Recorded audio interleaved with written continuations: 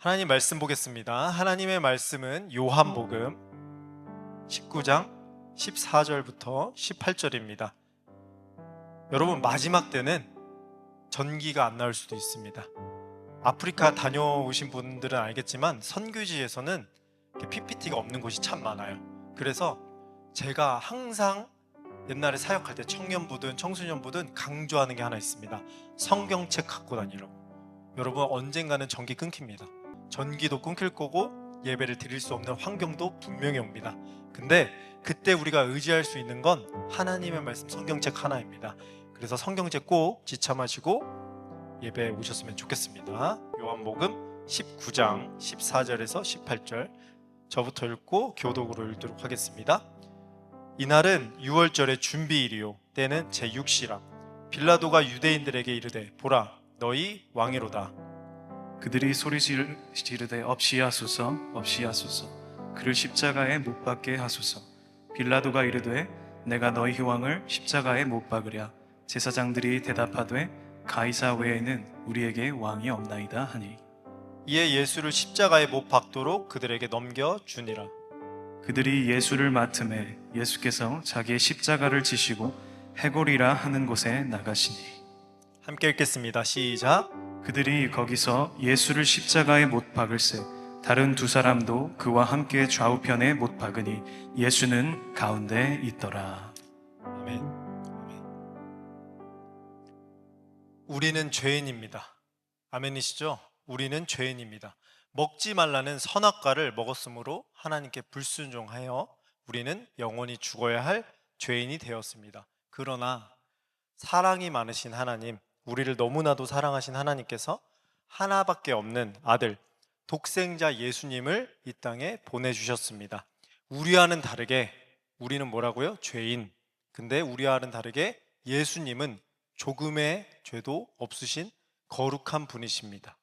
그 하나님의 아들 예수님께서 죄인인 우리를 사랑하셔서 우리의 죄를 담당하시기 위해 이 땅에 오셨습니다. 그리고 그분은 십자가에 달려 죽으심으로 우리의 죄를 단번에 해결하셨습니다. 십자가에 달려서.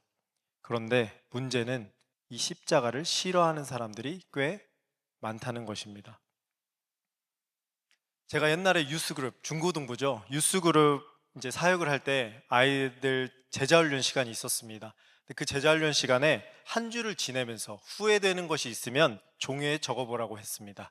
한 아이가 머뭇거리면서 글씨를 적더라고요. 그때 한 20명 정도 있었던 것 같습니다. 근데 한 아이가 머뭇거리면서 글씨를 적는데, 여러분, 머뭇거리면 오히려 더 그 아이를 보게 되잖아요. 근데 그 아이를 보니까 얼굴에 상처가 나 있어요. 까진 흔적, 또 멍든 상처가 나 있습니다. 근데 저는 그저 무슨 일이 있겠거니 생각하고 그 아이가 제출한 종이를 한번 읽어봤어요. 근데 그렇게 써 있더라고요. 학교 친구와 싸웠다고. 그것도 심하게 치고받고. 제자훈련이 끝나고 아이를 불러 자초지종을 물어봤습니다. 야, 너 무슨 일이야? 괜찮아? 얼굴 왜 이래? 네, 들어보니까 학교에 있는 유대인 친구가 예수님은 십자가에 못 박혀 죽은 정치범이라고, 예수님은 가짜라고 욕을 하고 다녀서 본인도 모르게 그러지 말라고 이야기하다가 결국 서로 싸움까지 했다고 하더라고요. 그러면서 저에게 울먹거리면서 이렇게 얘기했습니다. 전도사님, 저는 하나님 앞에 큰 죄를 지은 거죠. 사랑할 수 없는 사람을 사랑하지 못했는데 이제 하나님께서 저를 혼내시겠죠? 그 이야기를 다 듣고 저는 오히려 잘했다며 아이를 끌어안아 주었습니다. 예전에 저를 보는 것 같더라고요. 어디서든, 특별히 고등학교 시절에 누구라도 예수님을 욕하면 사정없이 달려들어서 사과를 받아내었던 제 모습과도 같더라고요.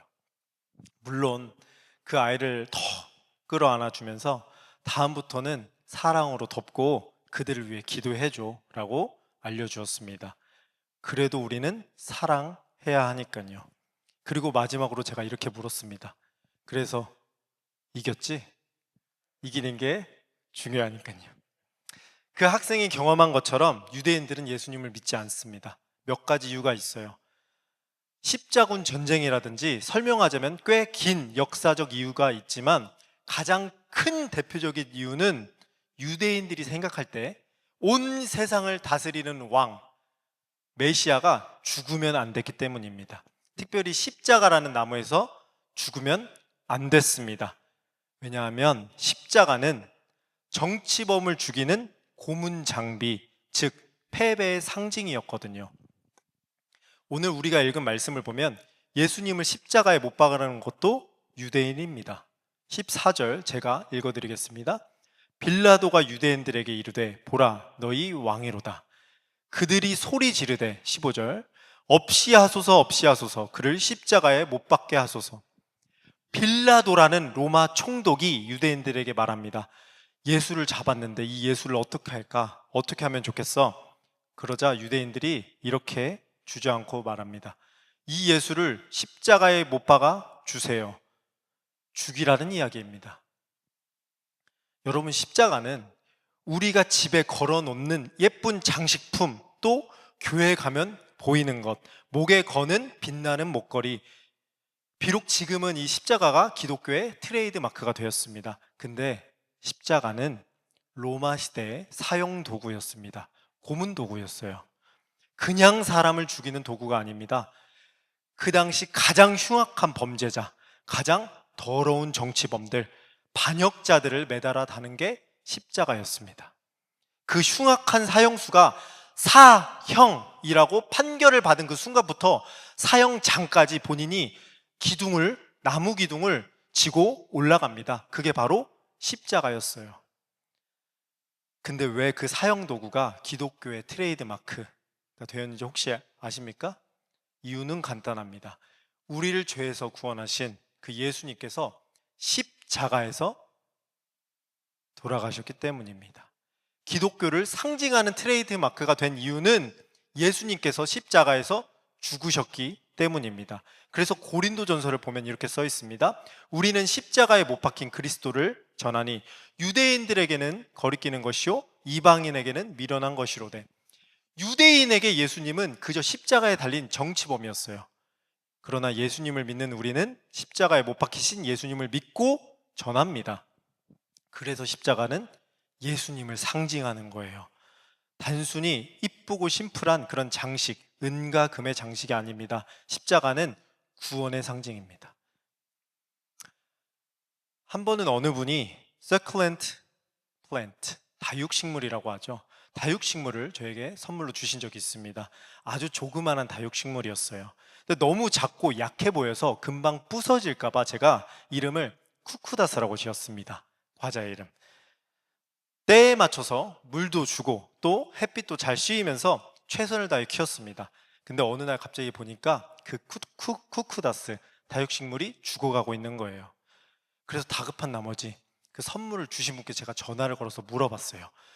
제 식물이 죽어가고 있는데 무엇이 문제인지 모르겠어요. 물도 잘 줬고 햇빛도 잘 쐬고 있는데 계속 죽어가요. 그러자 그분께서 수화기 너머로 웃으시면서 이렇게 말씀하시더라고요. 몇몇 다육식물은 신기한 특성이 있어요. 모체가 자신을 희생해서 새로운 싹을 틔워요. 그래서 서서히 죽어가는 건데 곧 새로운 싹이 날 거니까 너무 걱정하지 마세요. 근데 안심이 되면서도 너무 슬프더라고요. 본인도 조그만하면서 싹을 틔울 것이 뭐가 있다고. 마치 십자가에 달리신 우리 예수님 같더라고요. 본인을 희생하면서까지 우리를 살리신. 여러분, 모든 만물은 예수님을 닮아갑니다. 근데 사람만 그게 잘 안 되는 것 같아요. 사람만. 사람들의 바람대로 예수님은 십자가에 못 박히셨고 아주 처참하게 죽으셨습니다. 사람들은 비웃어도 됐고 33세 젊은 청년은 그렇게 사라져만 갔어요. 실패한 거죠. 누가 봐도 실패한 거죠. 죽음도 이런 비참하고 허무한 죽음이 없을 거예요. 왜? 3년 만에 십자가에서 그렇게 자신하던 모든 사역이 종결되었거든요. 그러나 하나님께서는 이 십자가를 통해서 승리의 외침을 준비하고 계셨습니다. 여러분, 저는 17살 때 미국으로 혼자 유학을 왔습니다. 그래서 참 어려운 시간들을 보냈습니다. 특별히 처음에 와서 머문 홈스테이에서 시애틀이었죠? 교회에서 라이드를 해주지 않았어요. 그래서 차가운 비를 맞으면서 3시간 동안 교회를 다녔습니다. 성경책을 옷에 넣고 비 안 젖게 하기 위해서. 편도 3시간, 왕복 6시간. 근데 6개월 동안 정말 어렵게 교회에 다닌 것 같아요. 근데 그 모습을 불쌍하게 보신 어느 교회 전도사님께서 자신이 사는 집으로 오라고 하시더라고요. 우리 집에서 살면 다른 거는 몰라도 내가 한 가지는 약속해 줄게. 교회 가는 건 내가 라이드 해 줄게. 언제든지 교회 가고 싶을 때 내가 데려다 줄게. 너무나도 기뻤습니다. 이제 나도 비 안 맞고 교회에 갈 수 있는 거예요. 축축하게 예배를 안 드려도 됩니다. 언제든지 자유롭게 교회에 기도하러 갈 수가 있어요. 그렇게 2번째 집으로 옮기게 되었습니다. 너무 좋았습니다. 전도사님은 기도를 많이 하는 전도사님이셨고 언제나 저를 제가 원할 때 교회로 데려다 주셨습니다. 근데 여러분, 다음 제가 어떻게 설교할지 아시죠? 행복은 그리 오래 가지 않았습니다. 2달쯤 살았는데 갑자기 그 전도사님께서 심각한 얼굴로 저를 부르시는 거예요. 선우야, 내가 진짜 미안한데 한 달 뒤에 필리핀으로 선교를 가게 되었어. 꽤 오랫동안 갈 사람이 없어서 내가 가야 한대. 근데 선우, 너한테 정말 미안해. 혹시 다른 집을 한번 알아봐 줄래? 한번 알아봐봐. 여러분, 그 소리를 듣는데 17살 소년이 뭘 알겠어요? 눈이 앞이 깜깜해졌습니다. 아는 사람도 없고 또 갈 곳도 없었거든요. 그때부터 제 마음에 병들이 찾아오기 시작했습니다. 향수병도 찾아오고 우울증도 찾아오고 외로움도 찾아오고 거기다 심한 독감까지 걸리게 되었습니다. 기침을 할 때마다 목에서 피가 나옵니다. 병원을 갔더니 폐렴 초기 증상이래요. 제가 그때는 부모님께 말씀을 안 드렸어요. 마음 아프실까봐 한마디도 못 드렸습니다. 저는 하나님께서 저와 더 이상 함께 안 하시는 줄 알았어요. 더 이상 제 삶에 하나님께서 관여를 안 하시는 줄 알았습니다. 여러분, 한번 생각해 보세요. 열심히 교회에 다녔고 그렇게 목숨 걸고 교회에 다녔으면 하나님께서 더 좋은 집으로 보내주셔야 됩니다. 더 편한 삶을 허락해 주셔야 되잖아요. 근데 갈수록 어려워지는 거예요. 더 힘들어지는 거예요. 저는 제 인생이 실패한 줄 알았습니다. 근데 그 모든 것은 하나님의 훈련이었습니다. 저를 낮추시고 다듬으시는 낮아짐의 시간이었어요. 종을 만드시는 그런 광야의 시간이었습니다. 하나님 앞에 무릎 꿇는 시간. 여러분, 혹시 노래 좋아하시나요? 노래? 노래. 우리 예수님께서 노래를 좀 하셨다는 걸 여러분 알고 계시나요? 성경에? 우리 예수님께서 죽으시기 전에 마지막으로 부른 노래가 하나 있습니다. 예수님은 우리가 생각할 때 노래도 안 하시는 그런 근엄한 분이신 것 같잖아요. 그렇죠? 근데 예수님께서도 성경에 보면 노래를 하셨다고 나와 있습니다. 마태복음을 보면 예수님께서 잡히시기 하루 전날 제자들과 함께 식사를 하십니다. 유월절 식사입니다. 그때 그들이 찬송을 불렀다고 써 있습니다. 제가 한번 읽어드릴게요. 마태복음 26장 26절입니다. 그들이 먹을 때 예수께서 떡을 가시사 축복하시고 떼어 제자들에게 주시며 이르시되 받아서 먹으라, 이것은 내 몸이니라 하시고 26장 30절 이에 그들이 찬미하고 감난산으로 나아가니라. 예수님께서 잡히시던 밤 제자들과 함께 저녁 식사를 하시고 하나님을 찬미했습니다. 찬미는 하나님을 찬양했다는 이야기입니다. 유대인들은 6월절에 한 가지 전통이 있었습니다. 그게 뭐냐면 저녁 식사를 하면서 시편 118편을 찬양하는 거예요. 예수님 또한 그 전통을 지키기 위해 제자들과 함께 시편 118편을 부르셨어요. 시편 118편. 시편 118편의 노래는 감사로 시작해서 고난을 거치고 승리를 거친 다음에 다시 감사로 돌아옵니다. 제자들과 함께 본인이 나중에 처할 그 환경과 상황에 대해서 미리 노래를 부르시는 거예요. 특별히 이 시편 118편은 코널스톤, 모퉁이 돌이죠. 예수님을 나타내는 모퉁이 돌입니다. 그게 시편 118편에 나와 있습니다. 그래서 재밌는 게 예수님께서 제자들과 함께 본인이 본인 노래를 하시는 거예요. 곧 있을 십자가를 회상하시면서. 그래서 시편 118편에도 고통을 호소하는 부분이 나옵니다. 이와 같은 부분이 어디에 나오죠? 십자가에서 나의 하나님 나의 하나님 어찌하여 나를 버리시나이까. 예수님의 울부짖는 장면이 똑같이 나옵니다. 그러나 우리가 다 아는 것처럼 결국 예수님은 힘과 구원과 노래 되시는 하나님으로 인해 최종적인 승리를 쟁취하십니다. 식사를 하시면서 미리 승리를 노래하신 거예요. 제자들과 함께. 저의 아내는 얼마 전까지 초등학교에서 아티즘, 자폐 아이들을 가르치는 선생님이었습니다. 아이들이 2살 또 4살 아주 어린 아가들이에요. 한 번은 아내가 집에 왔어요. 집에 왔는데 온몸이 상처로 가득한 거예요. 2 팔과 다리와 또 얼굴과 긁힌 자국도 있고 여기저기 뜯긴 상처도 있고 또 2 다리와 몸에는 물린 자국도 있어요. 물린 자국. 제가 깜짝 놀라서 아내한테 물어봤어요. 무슨 일이에요? 이거 왜 이래요? 누가 그랬어요? 그러니까 아내가 웃으면서 이렇게 얘기하더라고요. 아티즘, 자폐 아이들과 함께 있으면 원래 온몸이 긁힌 상처, 뜯긴 상처, 물린 상처로 가득해요. 아이들이 감정 조절이 안 돼서 원래 이런 거예요. 근데 상처를 보니까 마음이 너무 아프더라고요. 그래서 아내를 보면서 이렇게 얘기했습니다. 이거 어떻게 해요? 계속 일해야 돼요? 오늘만 그런 거죠? 괜찮아요? 그러자 아내가 환하게 웃으면서 이렇게 이야기하더라고요. This is the scars of glory. 이거는 영광의 상처예요. 나중에 천국 갔을 때 하나님께서 가장 기뻐하실 저만의 영광의 상처예요. 그러니까 저는 괜찮아요. 그 말을 듣는데 참 감사하더라고요. 여러분, 진정한 목자는 상처가 많습니다. 그만큼 늑대와 곰에게서 양을 지켰기 때문입니다. 상처가 많을수록 진정한 목자입니다. 누가 떠오르지 않으신가요? 맞습니다. 우리 예수님이십니다. 오늘 본문에 나온 십자가에 달린 상처 많으신 분 예수님이십니다.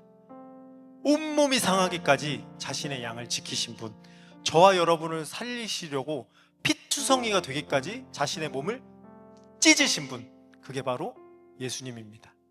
우리 예수님. 그리고 그분께서 십자가에 달리셔서 이렇게 고백하십니다. 마지막까지 테텔레스타이, 다 이루었도다. 내가 이겼노라. 내가 세상을 이겼노라. 내가 세상을 구원했노라. 내가 십자가에서 승리를 보았노라. 십자가에서 승리를 외치신 겁니다. 최후의 승리를 말씀하신 겁니다. 골로새서에 이렇게 써 있습니다. 통치자들과 권세자들을 무력화하여 드러내어 구경거리로 삼으시고 십자가로 그들을 이기셨느니라. 십자가로 그들을 이기셨느니라. 여러분, 멋진 무대도 아니고 화려한 공연장도 아니고 무게 있는 강대상도 아니었습니다. 처량한 십자가에서 예수님은 승리를 외치셨습니다. 승리를 쟁취하셨습니다. 그 십자가에서 모든 것이 못 박혔습니다. 첫 사람인 아담, 타락한 본성, 이방인과 유대인을 갈라놓는 보이지 않는 벽들, 어둠, 권력, 사망, 권세, 모든 악한 것들, 그 십자가에서 그날 그 시에 모든 것이 못 박혔습니다. 패배한 줄 알았는데 승리한 거예요. 그래서 성경에서 뭐라 그러죠? 내가 확신하노니 사망이나 생명이나 천사들이나 권세자들이나 현재일이나 장래일이나 높음이나 깊음이나 다른 어떤 피조물이라도 우리를 그리스도 예수 안에 있는 하나님의 사랑 안에서 끊을 수 없으리라. 누구도 못 끊는다는 거예요. 왜? 십자가의 그 능력과 사랑이 모든 것을 초월하기 때문에. 여러분, 그것이 십자가입니다. 사람들은 비웃었어요. 그러나 하나님은 그 십자가에서 완전한 승리를 외치셨습니다. 사탄은 완전히 패배했습니다. 그날. 그것이 십자가입니다. 십자가. 말씀을 정리하겠습니다. 사실 십자가에서 죽은 것은 예수님만이 아니에요. 그날 한 사람이 더 그 십자가에서 죽었습니다. 바로 나입니다. 여러분입니다. 내가 그날, 여러분이 그날 예수님과 함께 십자가에 못 박혔습니다. 내가 그날 예수님과 함께 십자가에서 죽었습니다. 말씀 볼까요? 갈라디아서 2장 20절. 내가 그리스도와 함께 십자가에 못 박혔나니 그런즉 이제는 내가 사는 것이 아니요 오직 내 안에 누가 살아요? 그리스도가 사는 것이라. 로마서 6장 6절. 우리가 알거니와 우리의 옛사람이 예수와 함께 십자가에 못 박힌 것은 죄의 몸이 죽어 다시는 우리가 죄에게 종노릇하지 아니하려 함이니. 그날, 그 시간, 그 장소, 그 공기, 그 분위기에서 우리가 예수님과 함께 십자가에 못 박혔습니다. 예수님과 함께 십자가에서 죽은 것입니다. 그러기에 내가 사는 것이 아니에요. 내 힘으로 사는 것이 아니에요. 그리스도께서 내 안에 사셔서 내 힘이 아닌 예수님의 힘으로 살아갑니다. 그것이 바로 그리스도인이라는 것입니다. 십자가의 사랑으로. 그러므로 그리스도인은 십자가에 못 박혔지만 살아있는 사람입니다. 죽었지만 누구보다도 뜨겁게 살아있는 사람들입니다. 십자가에서 흘린 보혈로 그분의 사랑으로. 그래서 그런 찬양이 있잖아요. 최후 승리를 얻기까지 주의 십자가 사랑하리. 빛난 면류관 얻기까지 험한 십자가 붙들겠네. 여러분, 이번 주 금요일은 예수님께서 십자가에 달리신 금요일입니다. 우리를 죄에서 구원하시기 위해 자신의 살을 찢고 피를 또 물을 다 흘리신 날입니다. 그러기에 우리는 십자가에 대해서 두 가지 선택을 할 수 있어요. 잘 들어보세요. 두 가지 선택. 첫 번째는 십자가를 회피하거나 아니면 십자가에서 날마다 죽거나, 둘 중에 하나를 선택할 수 있습니다. 만일 십자가를 피하려는 선택을 한다면 우리는 참된 그리스도인이 아닙니다. 그러나 십자가 위에서 날마다 죽는 선택을 한다면 우리는 생명의 충만함에서 다시 일어나서 영원한 저 천국 문으로 걸어갈 수 있어요. 하나님의 영광을 위해 살아갈 수 있습니다. 저는 여러분이 십자가 위에서 날마다 죽는 선택을 했으면 좋겠습니다. 저도 날마다 죽기 위해 몸부림을 칩니다. 하나님의 은혜를 구하며 십자가를 바라보는 그런 값진 선택을 했으면 좋겠습니다. 아멘이시죠? 십자가의 사랑으로 한 주를 사는 우리 그날의 교회 성도님들이 되길 소망합니다. 기도하겠습니다.